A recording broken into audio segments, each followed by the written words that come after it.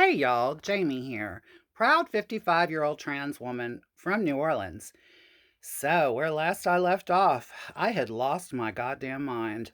I was pissed off because I wanted a thick steak, and my ex husband Mickey thought I meant a thin steak. He found out I was not playing about my steak that night.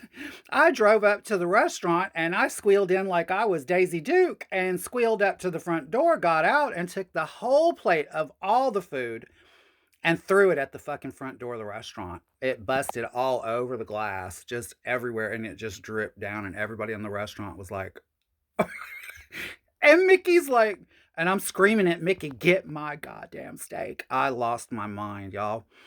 In case you can't tell, this was a manic rage. Yeah, these were manic rages, and mine were legendary. My manic rages were legendary, honey. I'm bipolar type 1. I was not diagnosed in those days. At 22 years old, I wasn't diagnosed. I just thought I was temperamental. Okay? I just thought I had a little anger issue. That's all.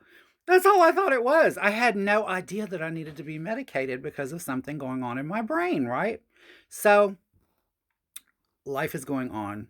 Mickey and I make up, and I made it up to him. Listen, I waited not anywhere. I didn't do it like real obviously, but on another night when it was just him and I in the restaurant, right?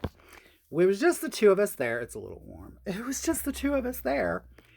And I brought him into the kitchen and I said, "So nobody's in here. What do you think if we fool around?" And Mickey was like, "What?" And we're in the kitchen of a restaurant. I dropped down to my knees.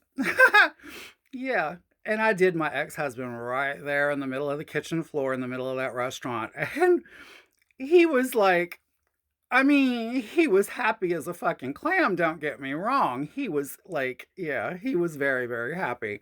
And I felt like that kind of made it up to him a little bit, you know. It's not doesn't totally make it up for a bipolar rage, but you know, a blowjob is not a bad. It's not a bad not a bad consolation prize, I should say.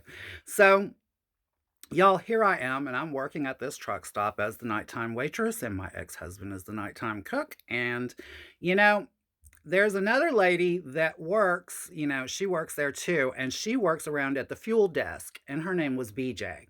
BJ was a tall older lady, probably about 40-ish, I would say, probably 35 to 40 at that point in time.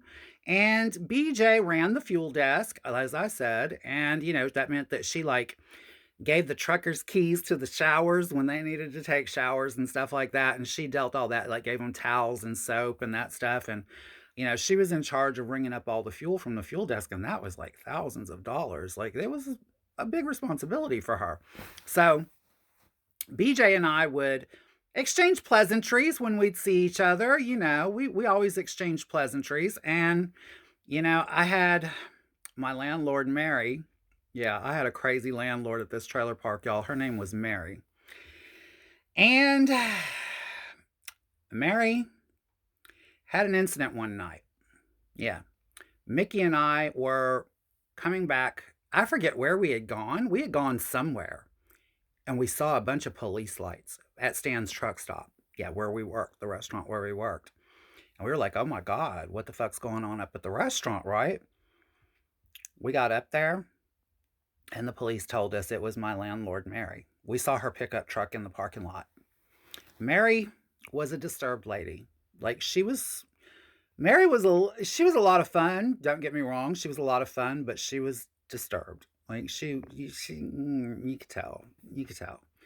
And Mary had reached her breaking point apparently, and she had she had taken a gun inside of her truck, and she had aimed it like they said she had aimed it down into her chest cavity, like at an angle, like down and at an angle through her heart, and that's how she ended her life in the truck stop parking lot. Um, and it was wow, like I I had never like my stepfather had shot himself in front of me when I was a little kid, but other than that, that was like I was not used to people committing suicide around me that much. Like, you know, I Obviously, I knew some people that tried, but I wasn't used to somebody succeeding in front of me, let's put it that way, and the fact that I had just talked to Mary, like, that day, I think I had talked to her that day, is just like, it blew my mind. So, anyway, all of that happens, and I think Mary's death, it brought around a lot of conversations between everybody at the truck stop, and me and Miss BJ get to talking, the lady that runs the fuel desk. BJ, like I said, about 35 to 40, BJ has one arm. The one arm that she does have has 2 fingers and a thumb, and then she's got a stub on the other side, right? And BJ and I are talking one night at the restaurant, and she says, "Jamie, there's something I'd like to ask you, but I really don't know how to ask." And I was like, "Oh God, no, no, no, no, no." And she said, "No, I mean, I don't wanna I don't wanna step on anything. Like, I don't wanna be rude and ask it if I'm wrong, but," and I'm like, "Oh God, oh God." And then she says, "Are you trans?" And I'm thinking, "Oh shit, here we go." And I said, "Yeah." And she said, "Me too." I had been working there for months, had no clue. And if y'all want to know what happens next, y'all know the routine, honey. Be here next time and I will too. I love you all. I love you all for watching and I love you for the comments. Please don't forget to repost this as much as you can. It really does help me. Thanks, y'all. Love you. Talk to you later. Bye bye.